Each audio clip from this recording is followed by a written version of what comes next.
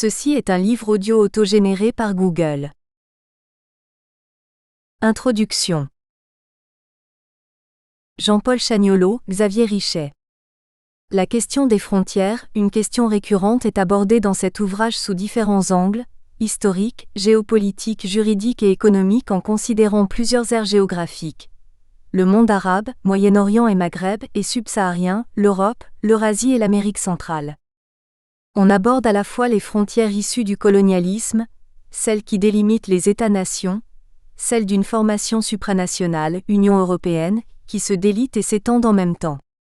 On évoque aussi la rémanence des questions nationales, régionales, au sein d'États eux-mêmes insérés dans un ensemble supranational, l'Union européenne, Catalogne, ou ayant vocation à la rejoindre, les États balkaniques. Les frontières peuvent modifier leurs priorités, leur fonction être reconsidérée voire réactivée. L'écrivaine Kapka Kasabova, 2020, dans son beau livre sur les frontières balkaniques, montre qu'à l'époque du communisme, les frontières entre la Bulgarie et la Turquie et la Grèce avaient pour mission prioritaire d'empêcher la fuite des populations de la région vers l'ouest.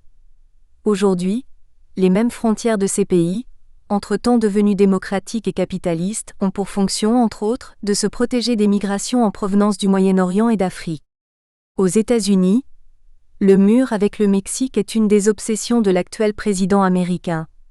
Son éventuelle extension devrait éviter au pays de recevoir toute la misère du continent sud-américain et d'ailleurs. Parallèlement, la renégociation du traité de l'ALENA redéfinit les frontières commerciales en fixant de nouveaux quotas, normes entre les trois composantes, EU, Canada, Mexique. Plus loin, des sous-ensembles hiérarchisés visent à organiser et dynamiser des marchés régionaux, notamment d'Amérique centrale, sous le contrôle du grand voisin du Nord. Les frontières sont aussi virtuelles, passagères. Le divorce entre l'Union européenne et la Grande-Bretagne prévoit, pour maintenir l'absence de frontières entre la République d'Irlande, membre de l'Union européenne, et l'Ulster, membre du Royaume-Uni, de contrôler le mouvement de marchandises en mer d'Irlande. Les rectifications à la marge sont parfois évoquées, mais d'emblée condamnées, comme l'échange de territoire entre la Serbie et le Kosovo. La Méditerranée, elle aussi, connaît des frontières mouvantes en haute mer avec la surveillance renforcée des embarcations des migrants qui tentent de rejoindre les côtes de sa rive nord. Les frontières dessinées et léguées par les grandes puissances coloniales sont à la fois intangibles, Moyen-Orient, déniées, Kurdistan, toutefois elles peuvent être contournées, Sahel. Au-delà du régalien, des frontières immatérielles se développent dans de nombreux domaines, notamment économiques, à travers les échanges, l'innovation, l'investissement entre pays qui y ont accès et ceux qui y n'ont pas ou plus difficilement. La construction des routes de la soie par la Chine induit de fortes asymétries parmi les pays traversés comme la Russie, les pays d'Asie centrale. Repousser les frontières des États-nations via l'intégration économique est gage d'enrichissement en accroissant les échanges entre pays membres et à l'extérieur, comme l'a prouvé depuis longtemps la création du marché unique européen ainsi que les nombreux regroupements d'États dans différents continents. Au sud-est de l'Europe, l'intégration future des pays balkaniques est à l'ordre du jour depuis de nombreuses années. Pour les nouveaux entrants, elle est gage de stabilité, de croissance, de bien-être. Pour les dirigeants européens, elle est vue pour le moment comme une charge, un facteur qui peut freiner la convergence. Il faut donc envisager des politiques, concevoir des mécanismes spécifiques pour assurer l'intégration et accélérer la convergence de pays dont le revenu moyen par tête est bien en dessous des pays membres de l'Union. La démondialisation est aujourd'hui à l'œuvre. Elle a pris le relais de la mondialisation qui a profondément marqué les 3 dernières décennies, au cours desquelles l'intégration des marchés des biens, des services et des capitaux s'est accélérée sous l'impact de la déréglementation, des innovations technologiques et financières. Elle a vu se développer de nouveaux pôles de croissance, émerger de nouvelles économies dynamiques, notamment en Asie, se créer des chaînes internationales de valeur grâce à la délocalisation-relocalisation d'entreprises. La mondialisation est allée de pair avec le développement et renforcement d'intégration régionale plus ou moins poussée sur les différents continents, ASEAN en Asie, Mercosur, ALENA aux Amériques et bien sûr l'Union européenne pour n'en citer que quelques-unes. Leur but est d'abaisser, voire supprimer les barrières douanières, créer des marchés unifiés avec pour objectif de créer des économies d'échelle favorisant la production de masse par L', abaissement des coûts et accompagnant ces politiques de mesures spécifiques en vue de réduire ou de se protéger des écarts entre pays de taille et de niveau de développement différents. Delteil et Richet, 2019. L'exemple de l'Union européenne illustre la complexité de la question des frontières aujourd'hui à la fois au sein de ce nouvel espace institutionnel. Un empire libéral selon Strick, 2019, un empire impossible, Sandu, 2018, dont une de ses principales composantes, la Grande-Bretagne, va la quitter alors qu'à sa périphérie 6 pays des Balkans occidentaux, comme Godot, attendent le bon vouloir des États membres pour la rejoindre. Au sein d'un des membres historiques, l'Espagne, la question des régions dominées, intégrées depuis plusieurs siècles dans l'État-nation ibérique ressurgit avec les volontés indépendantistes de la Catalogne combattues par le gouvernement central. La non-intégration a un coût. Le coût du non-Maghreb est flagrant. En dépit de la création de l'Union du Maghreb arabe en 1989, les barrières entre le Maroc et l'Algérie, ses deux principales composantes, freinent les échanges de biens et de services de personnes, conduisant à des situations absurdes. Les marchandises transitent par des ports du nord de la Méditerranée, voire de ceux de la mer du Nord, envers. L'autoroute construite en Algérie le long de la côte s'arrête à la frontière algéro-marocaine, alors que le nord du Maroc devient une des régions du royaume en plein développement, région de Tanger. À un axe horizontal, le plus peuplé le long de la Méditerranée, les acteurs marocains favorisent un axe vertical réunissant opérateurs du nord de la Méditerranée, les firmes vers les marchés du sud, Maoud, 2018. Le maintien des frontières fermées entre les deux pays a de nombreuses origines, l'une d'entre elles étant la question toujours pas résolue, un conflit de basse intensité, de l'ancien Sahara espagnol. Elle est entretenue avant tout par l'incapacité de deux modèles économiques à converger. Une économie ouverte dans un cadre institutionnel plus flexible, la technomonarchie, et une économie bureaucratique, fragmentée et rentière dont la survie dépend des cours des hydrocarbures et des politiques de redistribution sans effet productif. Quitter l'Union européenne a un coût. Le départ de la Grande-Bretagne de l'Union Europe a tout d'abord un coût politique pour l'Union, avec le questionnement de son statut, de sa place dans le monde, Merkel 2020, de son positionnement vis-à-vis des États-Unis et de la Chine, de sa gouvernance future et sa capacité à arbitrer entre les différentes stratégies de convergence, Europe à plusieurs vitesses, extension de la zone euro. Le départ de la Grande-Bretagne aura aussi un coût économique avec le rétrécissement du marché, la fin de la contribution britannique au budget européen et son impact sur les politiques de redistribution en direction des pays membres les moins développés, fonds structurels, de cohésion sociale, sur la politique agricole commune, également sur les échanges avec les voisins proches de la Grande-Bretagne, Irlande, Belgique, France, Pays-Bas. Le coût politique du retrait de l'Union pour la Grande-Bretagne est généralement minoré, voire nié par les partisans du Brexit. Le Royaume-Uni va retrouver son aura comme le promet le slogan Going Britain, en faire un Singapour de l'Europe, un trait d'union entre l'Europe, l'Amérique du Nord, la Chine. Sur le plan économique, il sera difficile aux RU d'échapper à l'attraction et à la proximité du marché européen, qui continuera à présenter de nombreuses externalités positives. Dans un premier temps, le départ annonce la fin de nombreuses chaînes de valeur dans plusieurs industries, notamment en termes d'emploi, de spécialisation, automobile. Sur le plan juridique, le Brexit est assurément une régression, c'est la renationalisation du droit avec le retour des frontières, le détricotage d'un droit européen, jalon vers un droit cosmopolitique, celui du droit des personnes dans un espace échappant à l'État-nation. Rejoindre l'Union européenne en abonnant une part de leur souveraineté, c'est ce que recherchent les 6 pays des Balkans occidentaux en voie d'accession à l'Union européenne. Le processus d'élargissement est compliqué en raison de la situation économique des pays de la région, les moins développés. À côté de l'Albanie, ancien pays refermé sur lui-même pendant des décennies, les autres pays de la région proviennent d'un petit empire éclaté, l'ancienne fédération yougoslave, déchirée par des conflits interethniques.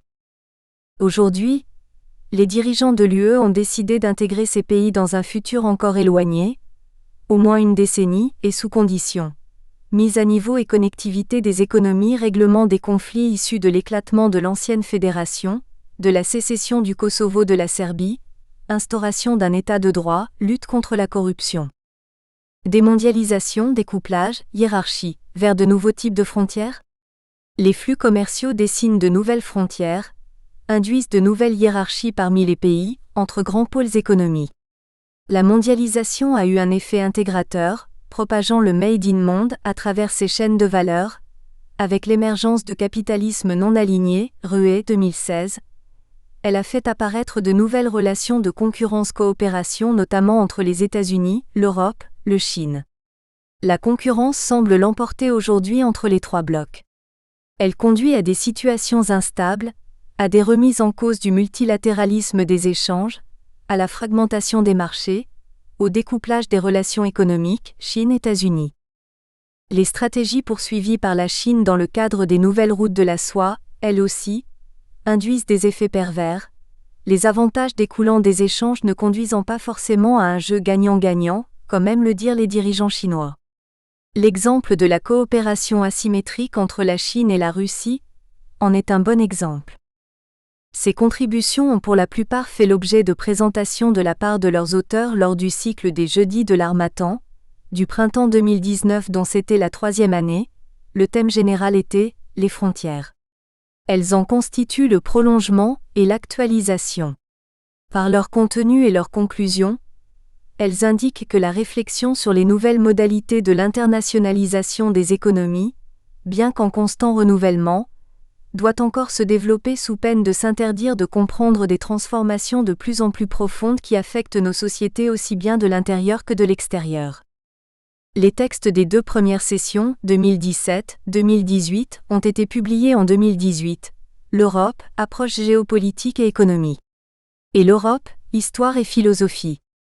Et en 2019, une mondialisation contrariée. L'Europe et la Chine face à de nouveaux enjeux. Et les industries culturelles dans la mondialisation. La 4e session est prévue entre février et mai 2020 et a pour thématique générale la ville. Référence. Chagnolot Jean-Paul et Xavier Richet sous la direction de 2018. L'Europe, approche géopolitique et économique, Paris l'Harmattan. Château Dominique et Bruno Péquignot sous la direction de 2018.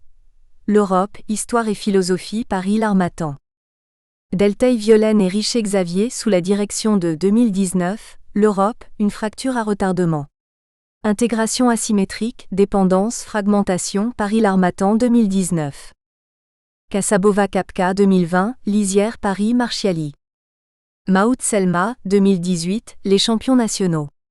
L'équation du développement au Maroc, Casablanca, les presses de l'Université citoyenne. Merket Angela 2020, Europe in no longer at the Centre of World Events, The Financial Times, 16/1/2020.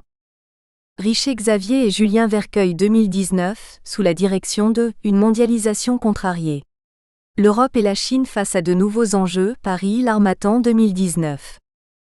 Ruet Joël 2016, Des capitalismes non alignés. Les pays émergents, ou la nouvelle relation industrielle du monde, Paris raison d'agir. Sandu Trayan 2018, Europe l'empire impossible, in. Château Dominique et Bruno Péquignot, 2018. Strick Wolfgang 2019, Un empire européen en voie d'éclatement, le monde diplomatique, mai. Partie 1, Héritage et continuité. Les frontières dans les années 1920. Jean-Paul Chagnolot. Un des traits majeurs du Moyen-Orient est la diversité ethnique, culturelle, confessionnelle et linguistique des populations qui y vivent. L'Empire ottoman avait su prendre en compte ces identités plurielles, renvoyant à la fois à de grands groupes ethniques et à des référents religieux singuliers. Si les sunnites, largement majoritaires, disposaient des droits les plus aboutis, les chiites étaient marginalisés tandis que les chrétiens et les juifs bénéficiaient d'un statut de relative autonomie consacré par le régime d'émiyyés impliquant en retour des formes de sujétion notamment sur le plan fiscal. Les uns et les autres étaient eux-mêmes séparés en plusieurs communautés comme les Maronites, les Grecs orthodoxes, les Druzes, les Alaouites, les Yézidis, les Arméniens. Cette foisonnante richesse sociétale et religieuse se prolongeait sur le plan linguistique avec le turc ottoman, l'arabe, le grec, le persan, le kurde, l'araméen, l'arménien. Si les modes de gouvernance de l'Empire étaient bien adaptés à cette pluralité, il n'en va pas de même de l'État-nation dont l'équation politique est fondée sur le triptyque: un gouvernement, un peuple, un territoire. Or, au lendemain de la Première Guerre mondiale, le Moyen-Orient est passé brutalement d'un système à l'autre sans que jamais les populations n'aient été consultées puisque les découpages territoriaux ont été imposés par les grandes puissances coloniales de l'époque. La France et la Grande-Bretagne, à la suite des accords Sykes-Picot de 1916 révisés en 1918. Comme jusqu'à aujourd'hui, cette région n'a cessé d'être déchirée par des conflits de toutes sortes. On peut se demander si une redéfinition des frontières conforme aux aspirations des populations ne serait pas un des moyens de les dépasser et peut-être même de contribuer à les régler. 1. Redessiner les frontières ?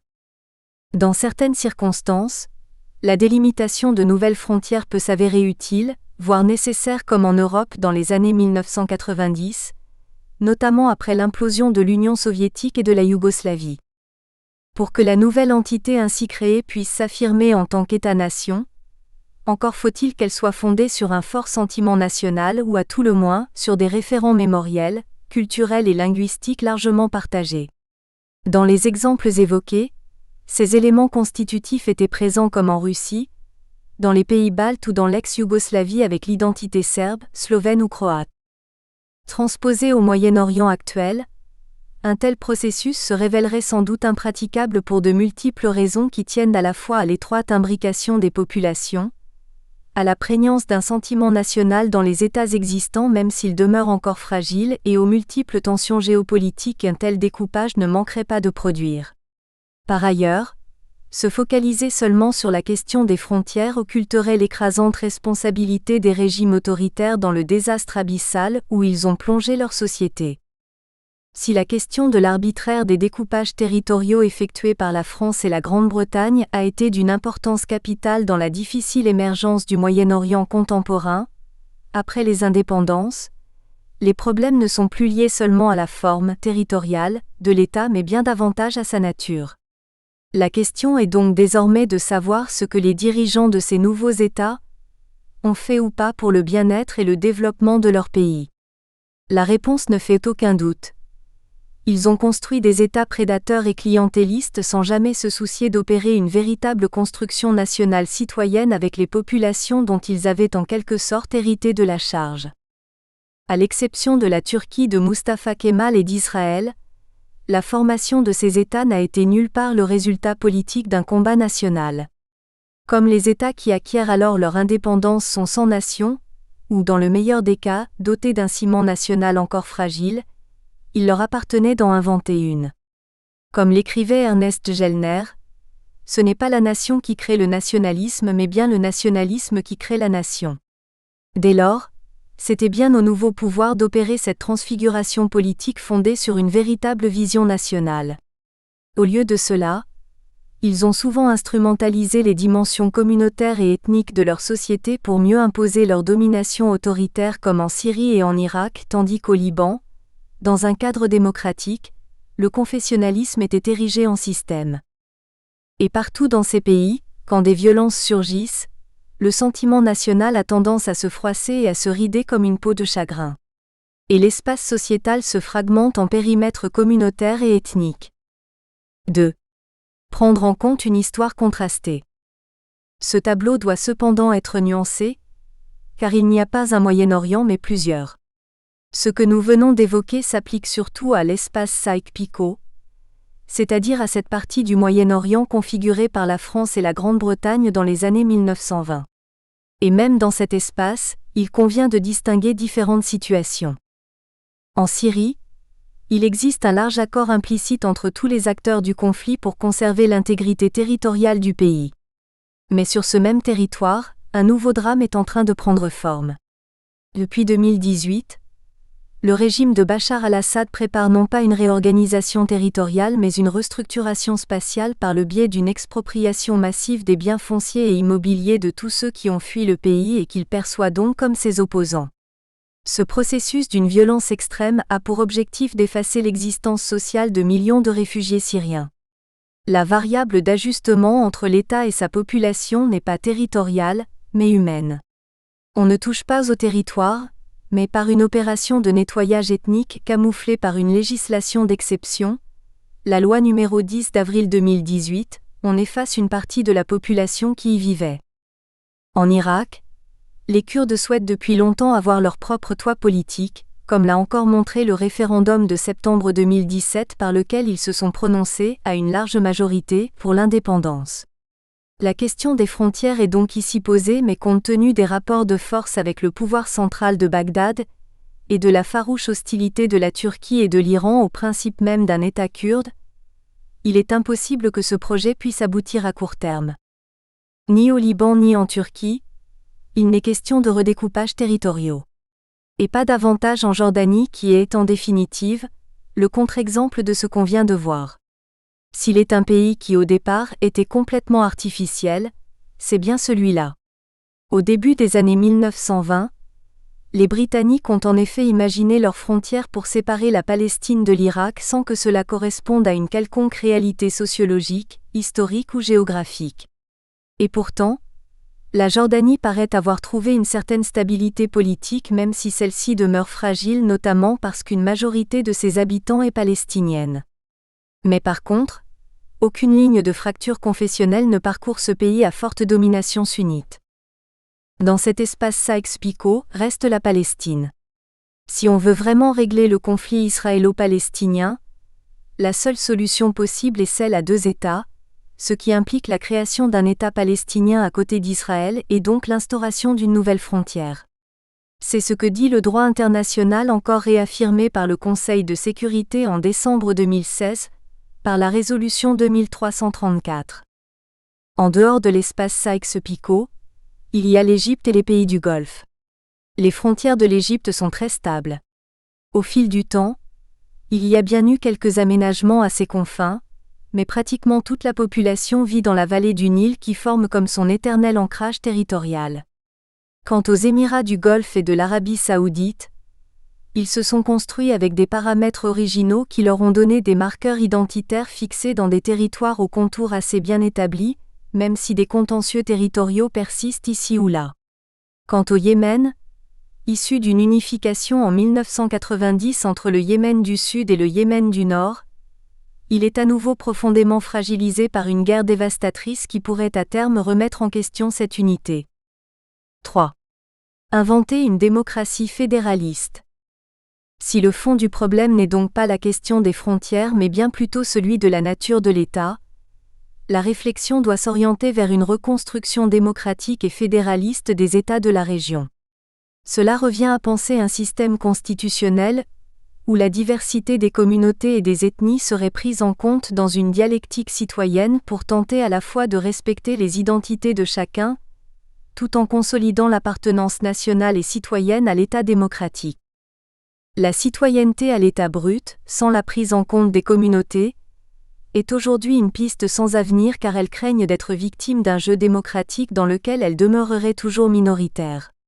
Les rapports de force démographiques entre les communautés étant un obstacle à la possibilité d'une vie démocratique apaisée, il faut donc inventer des systèmes où elles pourront bénéficier de garanties constitutionnelles leur permettant de participer effectivement et pleinement au pouvoir.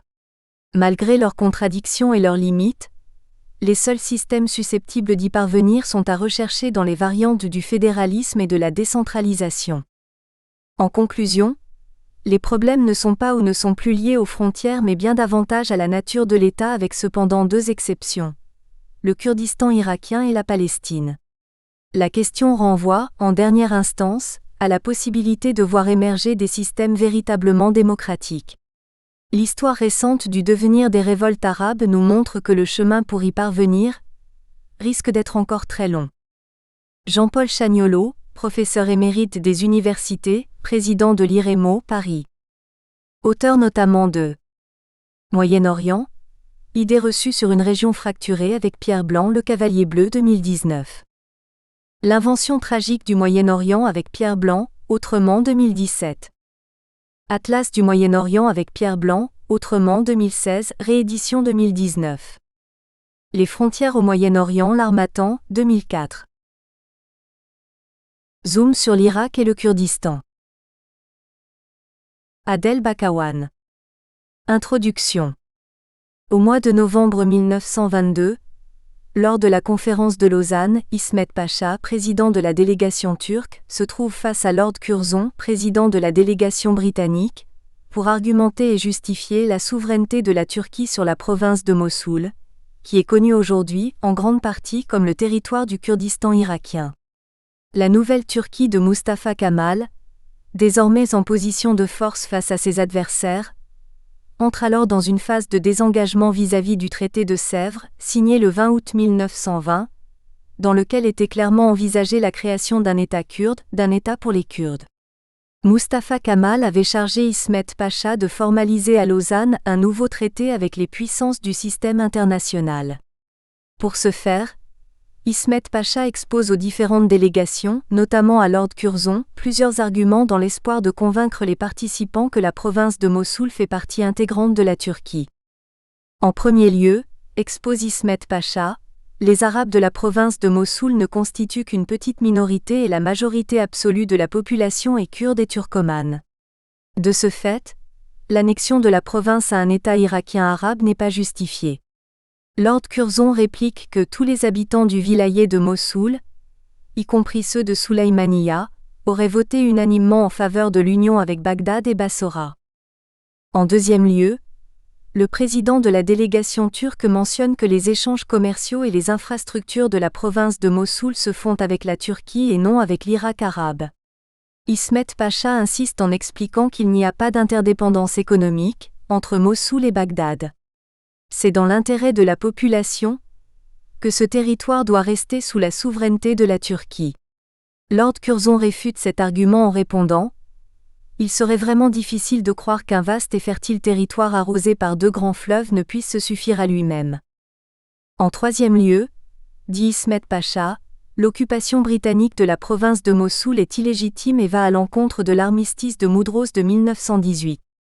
Lord Curzon rappelle que son pays dispose d'un mandat de la SDN sur l'Irak, et que Mossoul fait partie de l'Irak.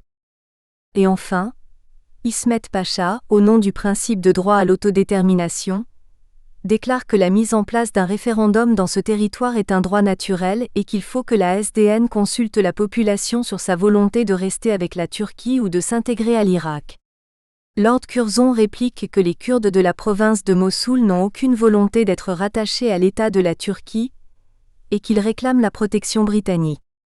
Ce qui est extraordinaire, c'est que les Kurdes de Mossoul, constituant la majorité absolue de la province avec 52%, voir le tableau chiffré ci-dessous, n'avaient aucune représentation, aucune délégation dans cette conférence de Lausanne et que les Turcs comme les Britanniques se mettent en scène comme les défenseurs du peuple kurde.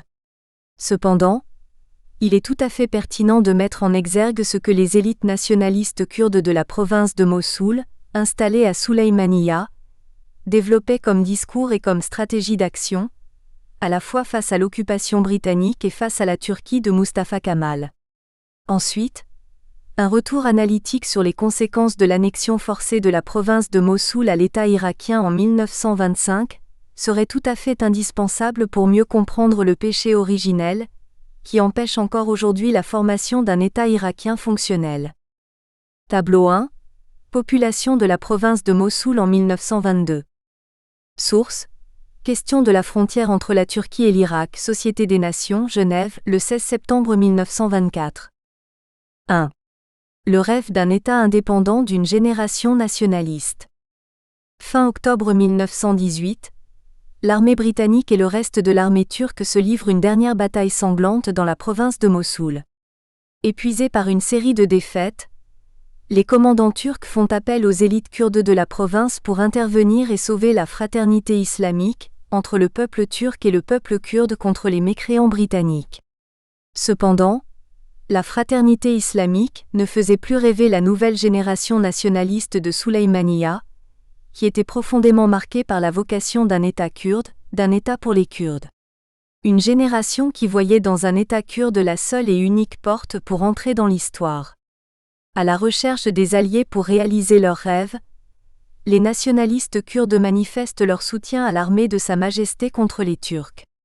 Une fois la victoire acquise et les Turcs chassés définitivement de la province de Mossoul, l'administration britannique en Irak tisse des liens avec les élites kurdes, notamment avec Cheikh Mahmoud, le chef charismatique des nationalistes kurdes basé à Soulaïmaniya. En décembre 1918, dans la perspective du développement d'une stratégie d'action face aux Britanniques considérés comme un allié précieux, les élites nationalistes kurdes organisent une conférence à Soulaïmaniya. Sous l'invitation de Cheikh Mahmoud en personne, Arnold Wilson, en l'absence de Percy Cox qui était le premier Britannique de l'Irak en 1918, y participe. Reçu avec tous les honneurs par les acteurs majeurs et représentants des catégories dominantes d'un Kurdistan qui n'était pas encore irakien, Wilson a pris connaissance des ambitions de ce peuple qui avait soif d'indépendance. C'est ainsi que pendant la conférence, Cheikh Mahmoud s'adresse à Arnold Wilson. Vous êtes dans la région pour libérer les peuples de l'oppression turque. Nous faisons partie de ces peuples. Nous demandons la protection et l'aide britannique pour que les Kurdes entrent dans le progrès et le développement. Nous voulons un Kurdistan indépendant sous votre protection. Sans engager son pays dans la question de l'indépendance du Kurdistan, Arnold Wilson fournit une lettre de sa propre main à Cheikh Mahmoud, en le désignant au nom du gouvernement britannique comme le gouverneur du Kurdistan. Edward William Charles Noel, connu sous le nom de Major Noel, a été choisi par l'administration britannique en Irak pour coordonner la relation entre le gouvernement de Sa Majesté et les Kurdes. Major Noel, kurdophone et défenseur de l'indépendance du Kurdistan, s'installe à Soulaïmaniya. Cependant, les désaccords sur l'avenir du Kurdistan, d'une part entre Major Noel et Arnold Wilson, entre les attentes des nationalistes kurdes de Soulaïmaniya et les Britanniques de Bagdad, vont rapidement dégrader cette bonne entente de courte durée. Tout le Kurdistan de la province de Mossoul entre progressivement dans une ère de violence radicale. Pour Arnold Wilson et ses conseillers, l'entité kurde, sous la direction de Cheikh Mahmoud, est une exigence conjoncturelle pour stabiliser le nord kurde, car l'armée britannique doit être disponible pour s'imposer dans le sud chiite farouchement opposé à l'occupation, mais aussi pour dessiner l'avenir de l'Irak à partir de Bagdad. Or, pour Major Noel et les nationalistes kurdes de Soulaïmaniya, l'enjeu principal n'était que la question de l'indépendance du Kurdistan et de la création d'un État kurde. Dans cette situation confuse, avec l'assistance de Major Noel, Cheikh Mahmoud met en place un premier gouvernement du Kurdistan avec un drapeau et une armée. Arnold Wilson, administrateur colonial de l'Irak, considère ce geste comme une désobéissance de la part de Cheikh Mahmoud et décide de mettre en place les mécanismes de sa marginalisation, voire de son exclusion de la scène irakienne. Un siècle plus tard, lorsque Massoud Barzani, alors président du gouvernement régional du Kurdistan, organise le référendum de l'indépendance du Kurdistan le 25 septembre 2017, Brett McGurk, l'envoyé spécial de la Maison-Blanche au sein de la coalition internationale de lutte contre le terrorisme, reprend la même politique qu'Arnold Wilson et décide de punir Massoud Barzani, pourtant partenaire principal dans la guerre contre le terrorisme. Début mars 1919, Arnold Wilson convoque les représentants britanniques dans la province de Mossoul, dont Major Noel. L'ordre du jour de cette réunion est la révision de la politique britannique dans la province de Mossoul. Toutefois, la stratégie d'action face à Cheikh Mahmoud domine les échanges. À la fin de la réunion, 2 décisions ont été prises. L'affaiblissement de Cheikh Mahmoud sans confrontation militaire et le remplacement de Major Noel par Major Sohan à Soulaïmaniya. Dès son arrivée, Major Sohan commence à rétrécir l'influence de Cheikh Mahmoud et à réduire son champ d'action à la ville de Soulaïmaniya. Il envoie ses émissaires partout au Kurdistan, Halabja, Kafri, Rania, Koya, Erbil, Duhok, Kirkouk, etc. pour convaincre les chefs des tribus de se ranger aux côtés de la Grande-Bretagne et non à ceux de Cheikh Mahmoud. Ainsi, il réussit à diviser le rassemblement des Kurdes autour de leur chef, rassemblement que Major Noel avait cimenté. L'envoyé spécial de Sa Majesté se met également en contact avec les modernistes kurdes de Soulaïmaniya, en mettant l'accent sur l'aspect tribal de la personnalité de Cheikh Mahmoud, qui ne répondait pas aux attentes de cette génération ayant le rêve d'une vie à l'occidentale.